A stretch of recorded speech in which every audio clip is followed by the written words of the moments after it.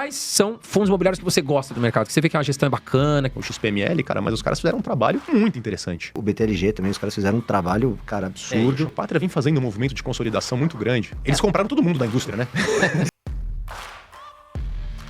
Acho que a turma da XP, Casa Estruturada, tem bons gestores, turma do Pátria, são bons gestores, BTG. Se o Pedro quiser destacar um ou outro dessa turma, por favor. Vamos lá, destaca aí que a galera gosta. A galera me impressiona pra vocês falarem essas coisas. É ticker, né? Shopping, você sempre tiveram as grandes empresas, né? Os desenvolvedores de shopping, os caras que conduziam isso tudo. Eu trago aqui, putz, assim, muita gente bateu na turma da XP em relação ao XPML, cara, mas os caras fizeram um trabalho muito interessante de conseguir compor um portfólio, sendo que já tinha um outro fundo enorme, que era o VISC.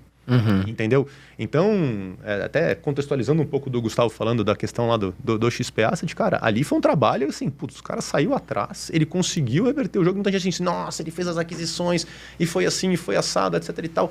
Mas assim, quando você pensa em shopping é muito complexo. Hoje, começar um fundo do zero de shopping, cara, você vai ter que dar muita sorte para você conseguir ter um portfólio que o investidor vai olhar e falar assim, pô, vou botar meu dinheiro, bom pra caramba. Um capital absurdo, né? Exato, e um capital absurdo, tá? Então, dado esse desafio, cara, aí foi um exemplo muito interessante. XPML 11. Em relação à logística, né, o Pátria vem fazendo um movimento de consolidação muito grande, né? Então, o trabalho que os caras têm feito nesses processos de M&A, de consolidação dos fundos, sim... HGLG 11 incorporando o LVBI 11? Eles compraram todo mundo da indústria, né?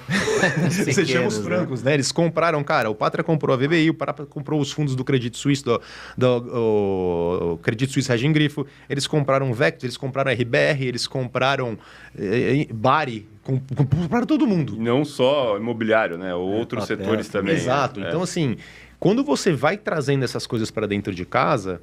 Tá? Você tem um desafio tremendo de assim, como que eu faço essa turma trabalhar de maneira sinérgica e muitas vezes 1 mais 1 não é igual a 2, o 1 mais 1 pode ser 3, porque você consegue encontrar essa sinergia, entendeu?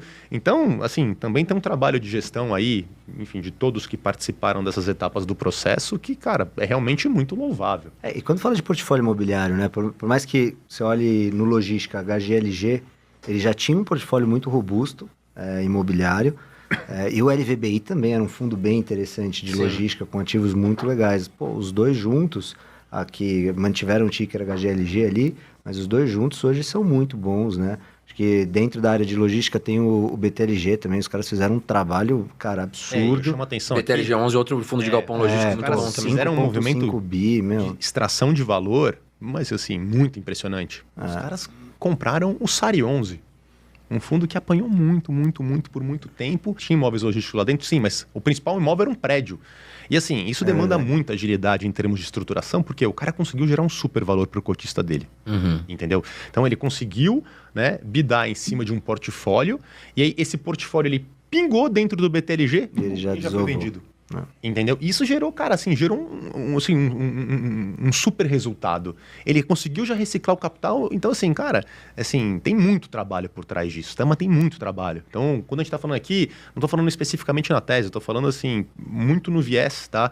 Do que a gestão vem fazendo, como que eles têm construído isso. Até para não ficar só nas grandes, não vamos falar que a gente tá puxando sardinha para as grandes aqui. Cara, eu acho que o trabalho que a Zagros fez recentemente, tá? Com o GGRC, né? Assim, foi uma mudança muito grande no perfil de fundo. Ele conseguiu, né, desatar uma série de nós dentro do portfólio do fundo, né? Ele conseguiu, obviamente, expandir o fundo, trazendo imóveis, né, razoavelmente coerentes, né? E assim, às vezes capinando até um mato bastante alto.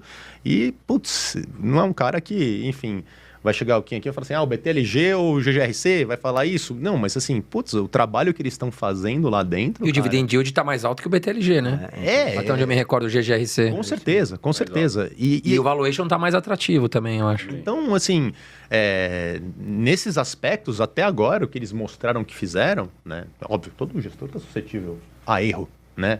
Mas, assim, até agora o trabalho que fizeram aqui, cara, é realmente tirar o chapéu. E, mais uma vez, assim, não é um cara que estava na vitrine, na mesma vitrine que está a Pátria, que está a Quineia, que está, assim, que é o top of mind na cabeça do investidor. Então, no caso da Guardian também, cara, a gente tem que fazer além para aparecer. muito pautado nisso, lá em 2022, a gente fez uma campanha e a gente doou cotas do Game 11, nosso outro fundo. Tá? E isso foi um dos gatilhos que alavancou, né? A cota 10, né? Inclusive, o crescimento do Gary, porque quem tinha GALG 11 na época ganhava 2 cotas de game. Então a gente viu no início da campanha as pessoas comprarem cota de GALG. E isso nada mais é, André, qual que era o nosso objetivo aqui? Sabe quando alguém tá no corredor, ele te dá um pedacinho de pão com a mostarda pra você É uma provar? degustação. Uma degustação. E esse era o nosso objetivo. Cara, deixa eu fazer o cara provar qual que é a minha filosofia de gestão. Se ele gostar, tem uma chance dele ficar. Entendeu? Então levamos tantos anos para poder entrar no supermercado. Conseguimos, né, a ficar num prateleira pedacinho lá de baixo, tá? Beleza. Esse cara precisa me olhar. Como que vai? A gente fez uma primeira estratégia. Vamos colocar alguém servindo um pouquinho da nossa mostarda no corredor do supermercado. Bum! O game bateu 24 mil cotistas. O GALG saiu de 3 e no mesmo momento a gente fez o desmembramento de cota. Ele foi para quase 10, tá? 10 mil cotistas.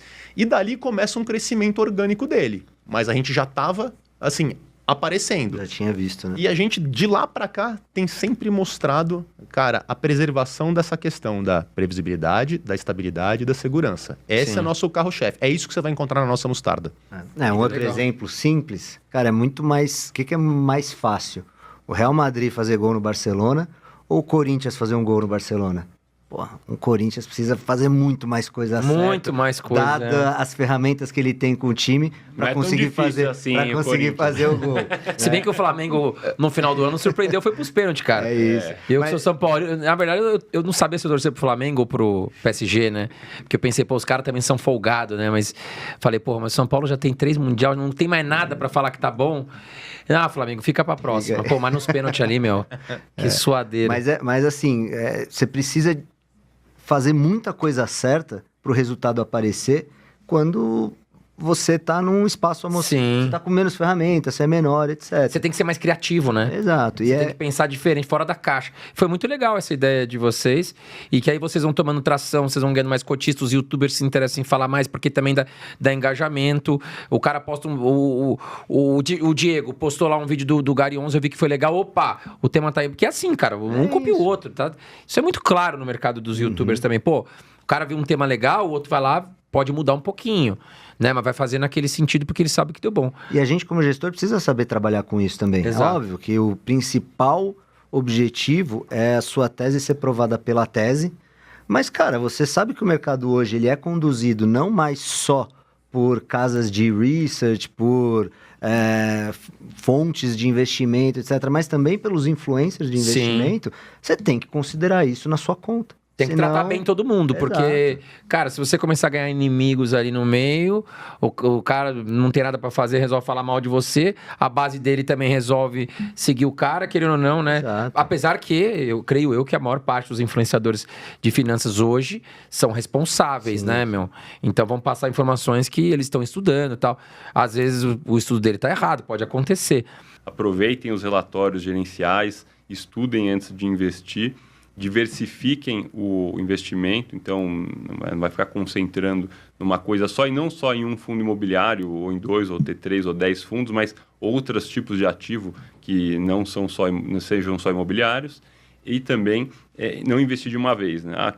Ganhei um dinheiro, quero investir aqui, compra aos poucos também, porque renda variável, você tem os ciclos, então é interessante você ir comprando aos poucos, mas acho que esse é o recado e de forma geral aí para o Brasil, para fundo imobiliário, a gente está bem otimista para esse ano. Então, acho que a gente tem, como eu sempre disse, uma responsabilidade e uma preocupação absurda. A gente sabe que no Brasil, cara, não é fácil o trabalhador, a trabalhadora, enfim, conseguir vencer todo o custo de vida, todos os impostos, enfim, toda a realidade do Brasil, e no final do dia sobrar um dinheirinho que ela vai pegar lá e vai investir. Então a gente sabe que isso é suado, que isso é importante para quem se dispôs a fazer isso, e a gente sabe a importância do trabalho de vocês, porque vocês desmistificaram, né?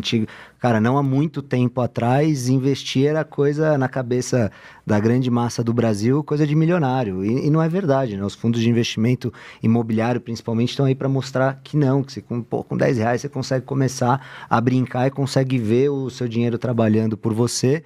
Então a gente sabe da importância disso, a gente, cara, trabalha todo dia ali com essa preocupação de honrar essa confiança, entregar bons resultados para os nossos investidores e poder explicar isso em ambientes como o de vocês aqui é muito bom. A gente está, como o Pedro disse, o Gustavo, sempre dispostos a falar, a explicar melhor para que todo mundo tenha muito claro qual que é o nosso objetivo, qual que é o nosso caminho e nossos pensamentos aqui.